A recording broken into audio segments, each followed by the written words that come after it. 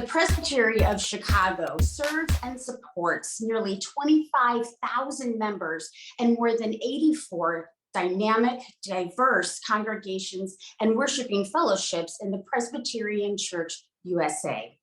Reverend Craig Howard is the Presbytery of Chicago's newly installed Executive Presbyter. A native of Chicago's south suburbs, he completed his undergraduate work at DePaul University and earned the MDiv and D.Min degrees from McCormick Theological Seminary. Welcome to Different Drummers, Reverend Howard. For those who are not Presbyterian, what is a presbytery? And what does the executive presbyter do? Think of a presbytery as a district, a geographic district of congregations. In this case, the district is what we call Chicagoland, which includes the city of Chicago. We go as far north, close to the Wisconsin border. We're as far west as Naperville. We're as far south as Park Forest, University Park. So we're that far south. We include the entire city of Chicago. So that's the district of the presbytery.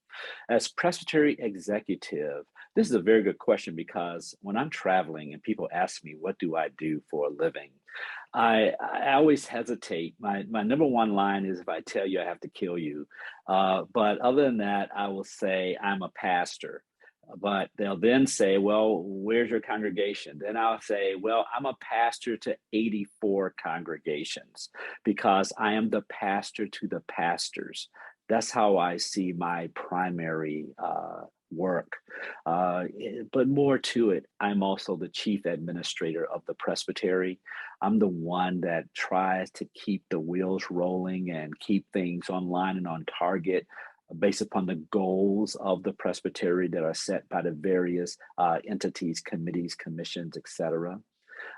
So the work is actually very good work. And finally, I'm the face of the presbytery when it comes to the public.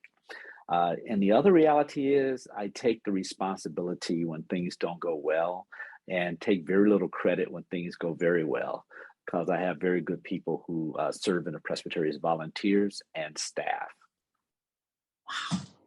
So that's it, huh? You must be just so bored these days. Wow. So take us back then to your childhood and your faith journey. How did you get from your youth to where you are now in your faith? You know, it's the thing about life is sometimes we try to make some straight lines when the lines really weren't that straight. Born and raised in Chicago area, I was born on the South Side. Therefore, I'm a White Sox fan. Let's just put that out there. And I was raised in the south suburb of Markham. And I went to high school in Thornwood, and then, as you know, University of DePaul, and then McCormick. Faith journey wise, it really probably started on the south side in Inglewood with this house next door where someone had a little Sunday school they were doing with the kids, and I was 4 or 5 years old. That's my earliest memory of church, being in this basement, hearing about Jesus, and leaving money on the seat, and that was it. But then when we moved out to the south suburbs, I worshiped at the local Baptist church. I'm the youngest of 4, 3 boys, 1 girl. And so our parents would, like most parents, sent us to church, and we would walk to church that 2 blocks. And it was probably the day off for my parents from their 4 kids.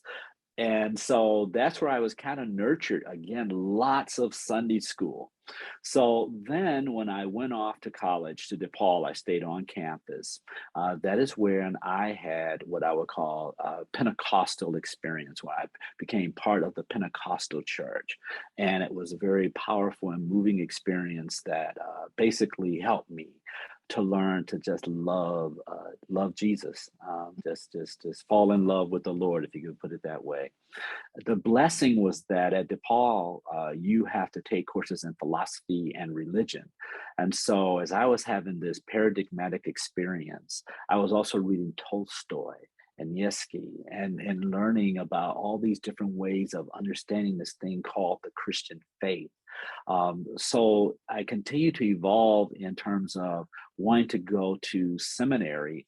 This was later on after I frankly was running from ministry, so I went into business, and always did Sunday school work in the church. That was my passion and my love. And so I wanted to become a really good Sunday school superintendent. So I decided to go to seminary. And I think God is still laughing because it was in seminary where I came in contact with what we call the Reform movement, the concept of radical, I will call radical grace of God. And it was like when I had that experience that I changed. I went from Pentecostal to Presbyterian in that case because I was at McCormick Seminary, and that's how I got into the Presbyterian faith. One of the things about being Presbyterian is there's just so many opportunities and ways to serve God, and we believe in the call of administration, and that is where I've landed. Although I really feel being called to be pastors in my heart, in a pragmatic sense, my work is a lot of administration. So that's how I ended up in this role.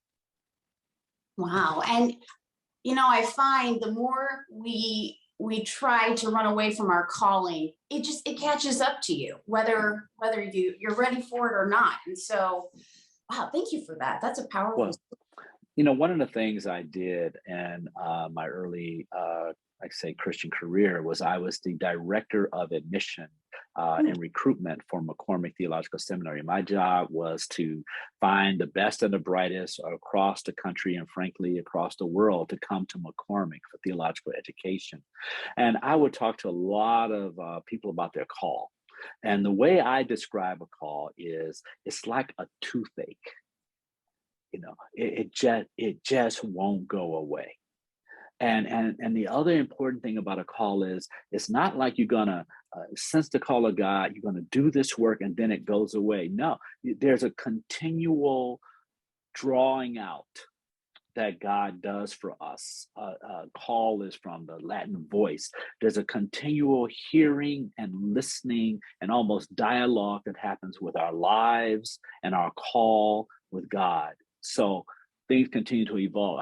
I started out by being in love with Jesus, and I've learned to love God's people, to then learn that all people are God's people, and that expansiveness is what's so beautiful about our faith.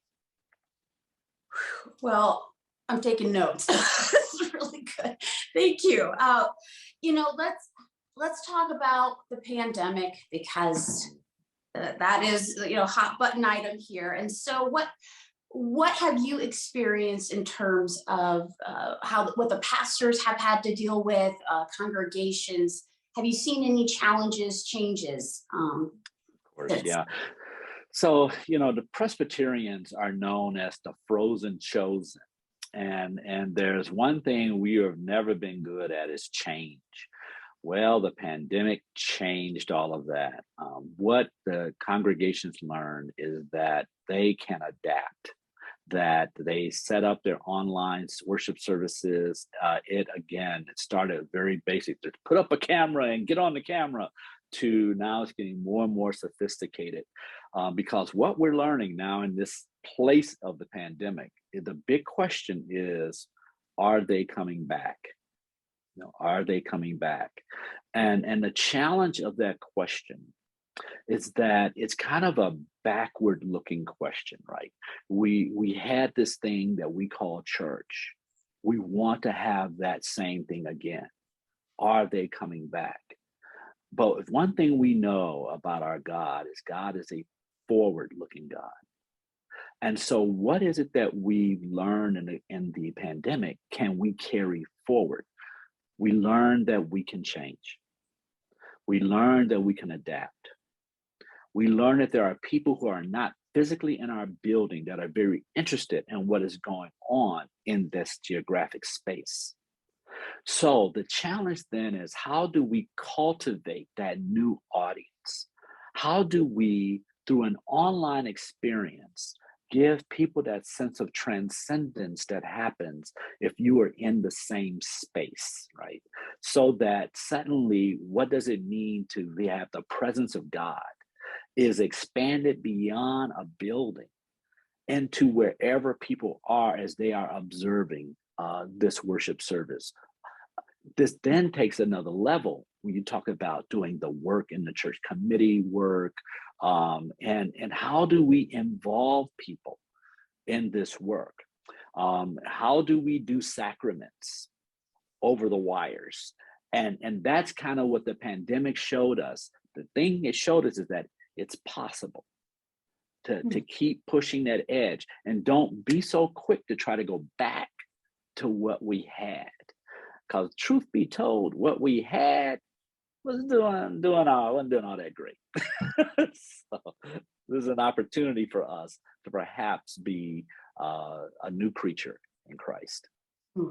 Yeah, hit that reset button and get rid of that extra potluck you did on Wednesdays. Wow. Okay, so when you are out and visiting churches, what excites you the most when you see what's going on? Truth be told, what excites me the most are children. I don't get the opportunity to interact with children in my work because I'm not pastoring a church.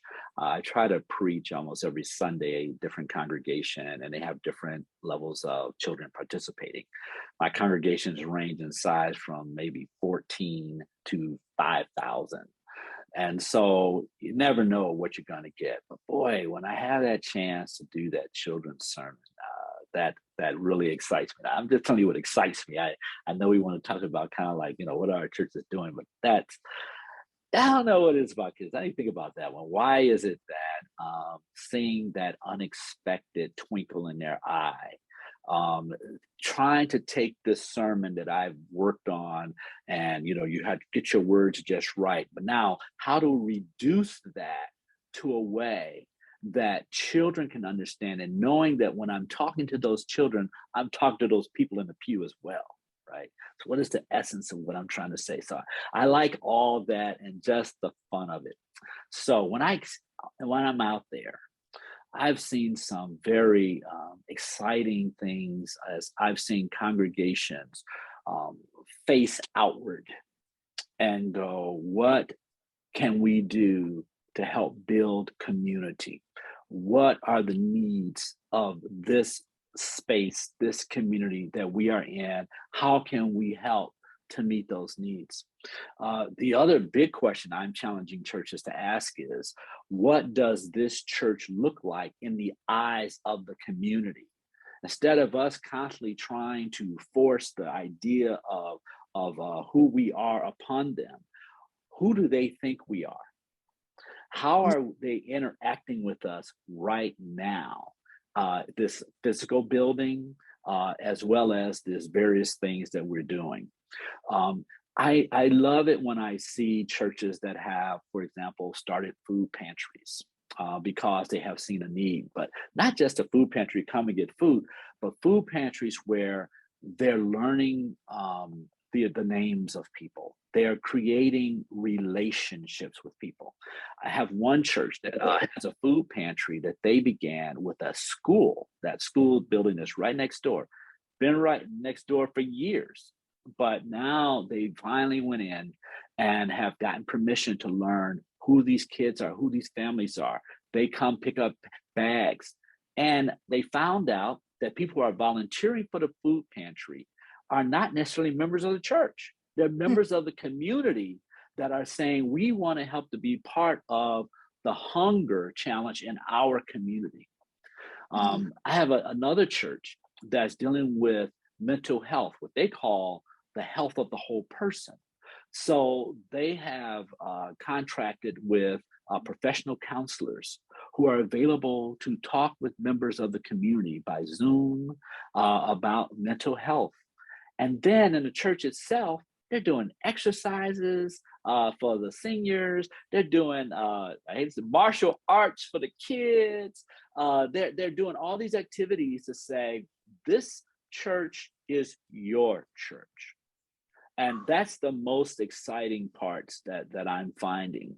Now, I will throw in addition to what our congregations are doing, I have to deal with these various committees that are doing mission work as well. So we're doing great anti-racism work. We have a 20-year plan for anti-racism.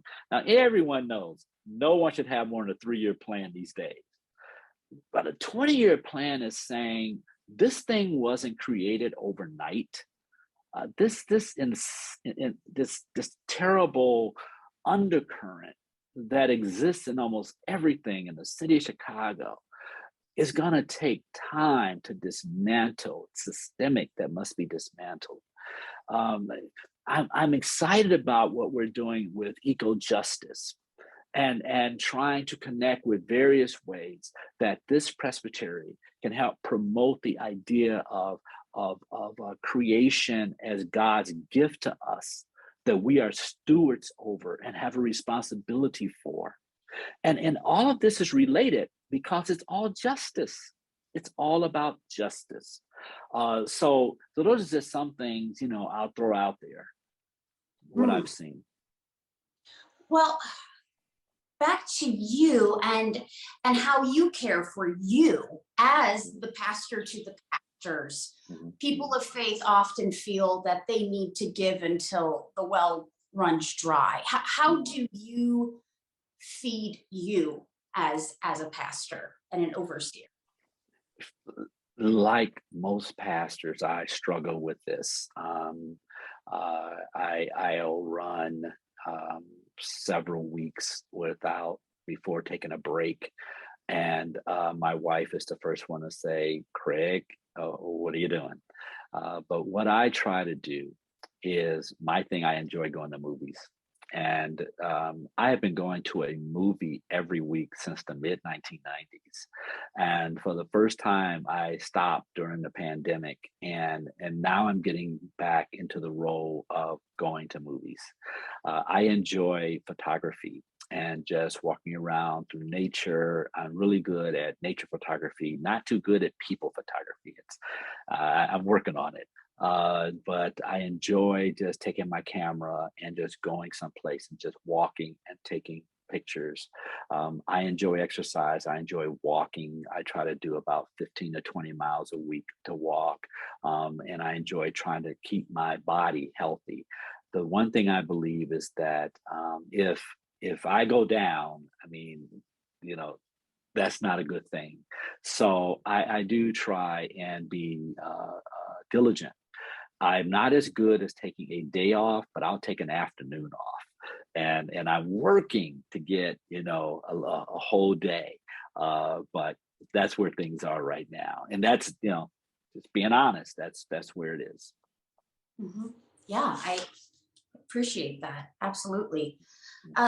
When it comes to all the congregations you oversee, how would you summarize what the Chicago Presbytery is about? I think on a good day, the Chicago Presbytery is about engagement. The key word to what does it mean to be Presbyterian is connected. We believe in a connected governing way to govern, so that churches, when they make decisions, it's not enough to say we want to build a wing to our church, and then they do it. No, they have to go to the presbytery, which is all of us, and we together decide that is the best thing for your church to do. So Presbyterians have a sense of being connected. This connection, on a good day is extended beyond our congregations into our communities. We're doing our best as Presbyterians when we are showing connections to what is going on in the world, what is going on in Chicago, and that we are trying to face the same challenges of racism, of the wealth gap, of gun violence, of pollution, the same challenges that the community is facing. We have to be connected to that as a congregation and as a church. And finally, I guess, what do you hope for? What do you pray for when it comes to Presbyterians, Christians around the world? What is your prayer for people of faith? Yeah, I think my prayer would be the same prayer that Jesus gave in the Gospel of John, that we all may be one, and that's a beautiful prayer, but it's a challenging prayer, because the trap is who's one, right? Are we going to be my one, or are we going to be your one, right? And somehow we have to learn to live with the beautiful diversity that we have in the human community, that God made us different, and it's a good thing. And the oneness means to be connected and enjoy the gifts that we are to one another, the light that we can be to one another, without trying to conform us and shape us into our particular mold. So my prayer is that we all may be one. I was meeting with a group of Hispanic pastors the other day, and we were talking about how when they're doing their work, they feel like they're on an island. This is a feeling that's actually pretty common amongst pastors. And I said, well, maybe the challenge is that the presbytery needs to learn to connect to the different, to the other. And when we make those connections, we are able to continue to be who we are. But the truth of the matter is we are also changed. There's no way two rivers are going to come together and they're going to be the same two rivers when they part. We exchange who we are. I learned in seminary, true ministry is a gift exchange. So when we go beyond the world of the Christian faith, and Presbytery of Chicago has one of the best Jewish Christian relationships throughout our denomination. And when we go into interfaith, when we go beyond what we even classify as faith, into human beings and humanity, God, the beauty of this thing is to appreciate God's gift in humans, in people, right? And that's the prayer, that we learn to have that appreciation so that we may be one. Thank you so much for joining us, Reverend Howard, and for sharing your story. I'm Leanne Noland with Different Drummers and the Greater Chicago Broadcast Ministries. Keep the faith.